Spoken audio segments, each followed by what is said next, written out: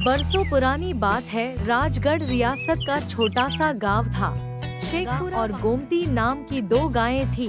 जंगल में साथ साथ चरने जाती, साथ साथ वापस आती और गांव में पहुंचकर वे एक दूसरे को चाटकर अपने अपने मालिक के घर चली जाती।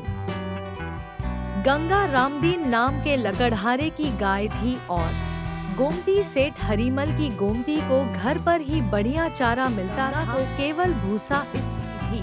और गंगा ने सुंदर बछड़े को जन्म दिया। रामदीन और उसकी पत्नी बहुत खुश थे। गंगा के लिए गुड़ और दलिया लाने के लिए रामदीन के पास रुपए नहीं थे। वह हरिमल के पास गया, उससे गुड़ और दलिया उधार ले आया। गंगा 2-4 दिन जंगल में चरने नहीं जा सकी। अकेली गोमती भी अपनी सहेली के बिना चरने नहीं गई। वह रामदीन के घर के सामने आकर रंभाती और गंगा भी रंभाती।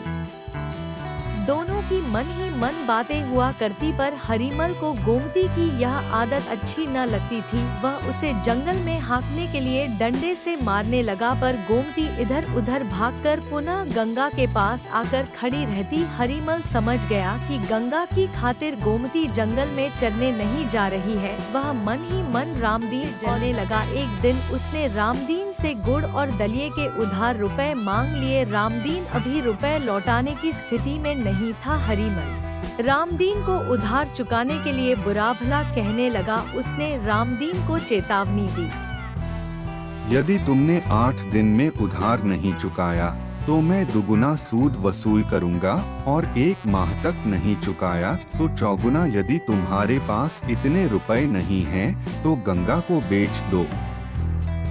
रामदीन यह अपराधी की भांति सुनता रहा, लेकिन उसने गंगा को बेचने की बात सपने में भी। कुछ दिनों बाद गंगा और गोमती पुनः साथ साथ जंगल में चरने के लिए जाने लगी। गंगा अपने बच्चे की याद में दिन ढलते ही चली आती, गोमती भी उसके साथ चली आती। रामदीन को परेशान करने के लिए कोई नया उपाय सोच रहा था। एक दिन शाम हो जाने पर भी गंगा घर पर बछड़ा भूख के मारे बा कर रहा था।